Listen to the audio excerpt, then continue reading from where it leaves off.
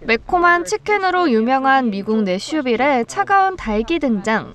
먹는 닭은 아니고 눈밭이 된 거리를 걸어다니는 약 180cm 길이의 닭인데요. 대체 왜 닭으로 분장한 사람이 걸어다니는 건지 당혹스럽기만 한 주민들은 그를 볼 때마다 카메라를 들었답니다. 눈밭에서 닭 흉내를 내기도 하는 수상한 사람. 이유는 알 수 없지만 주민들에겐 잠깐의 즐거움을 선사했네요. 반려동물을 껴안고 줄을 선 사람들. 동물병원 순서를 기다리고 있는 걸까요? 이들이 모인 곳은 멕시코 한 교회인데요. 동물 수호자로 알려진 성 안토니오의 날을 기념해 성수 세례를 받으러 온 겁니다. 성수를 뿌리자 펄쩍 놀란 말이 작은 소동을 피우기도 했다는데요. 축복받은 동물들이 모두 건강하고 행복하길 기원합니다. 오늘의 세계였습니다.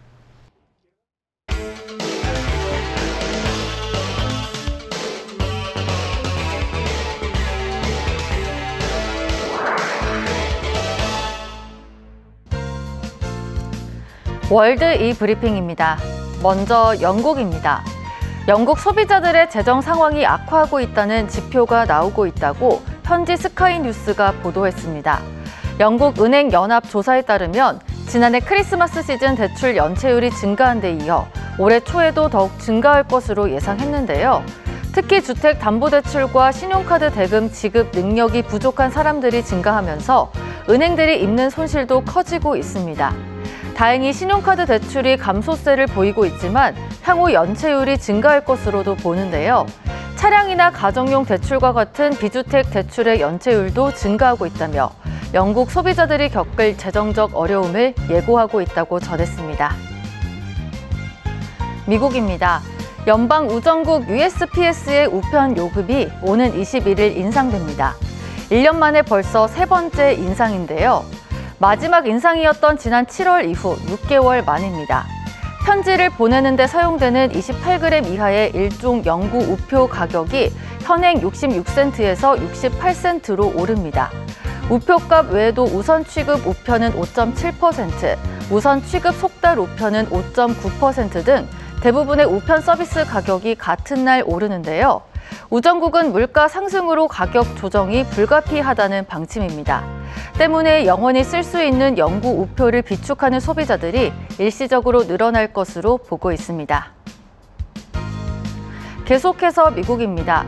글로벌 슈퍼마켓 체인 알디가 2,300여 개에 달하는 미 전역 모든 지점에서 비닐봉지 판매를 중단했습니다. 대신 소비자들이 재사용 가능한 가방을 직접 가져오도록 권장하고 있는데요. 다만 가방을 깜빡하고 가져오지 못했을 경우 소비자들은 매장에서 청가방을 구매하거나 매장 내 빈 상자를 이용할 수 있습니다. 비닐봉투 사용을 줄여 탄소 배출량 감소에 일조하겠다는 목표인데요. 알디는 이번 조치를 통해 연간 약 4,400톤의 플라스틱 유통을 줄일 수 있게 됐다고 설명합니다. 이로써 알디는 미국 모든 매장에서 비닐봉지 사용을 금지한 미국 최초의 주요 소매 업체가 됐습니다. 일본입니다. 지난해 일본의 소비자 물가가 41년 만에 가장 큰 폭으로 상승했던 것으로 나타났습니다. 일본 총무성에 따르면 2023년 소비자 물가 지수는 전년 대비 3.1% 올랐는데요. 1982년 제2차 석유 파동 이후 가장 큰 상승률입니다. 특히 식품 가격의 상승이 두드러졌는데요. 신선식품을 제외한 식품 물가는 전년 대비 8.2% 올라 1975년 이후 48년 만에 가장 높은 상승률을 기록했습니다. 현지 언론은 재료비와 운송비 상승이 가격에 반영된 결과로 분석했는데요. 다만 지난해 12월만 놓고 보면 18개월 만에 가장 낮은 2.3% 상승에 물가가 안정을 찾아가고 있다는 평가가 나왔습니다. 끝으로 인도네시아입니다. 중국 최대 전기차 업체 BYD가 인도네시아 시장에 공식 진출했습니다. BYD 승용차가 공식 판매되는 것은 이번이 처음인데요. BYD는 최근 전기 스포츠 세단인 실과 중형 스포츠 유틸리티 차량 아토3, 콤팩트 전기차 돌핀 등을 출시했습니다. 인도네시아에서 처음으로 전기 승용차를 선보인 건데요. 앞서서는 현지 파트너를 통해 전기버스와 택시 차량을 제공해 온 게 전부였습니다. 지난해 4분기 테슬라를 제치고 전기차 판매량 1위에 오른 뒤 여세를 몰아 인니 시장에 도전장을 내민 건데요.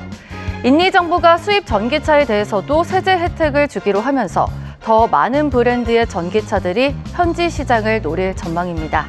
지금까지 월드 브리핑이었습니다.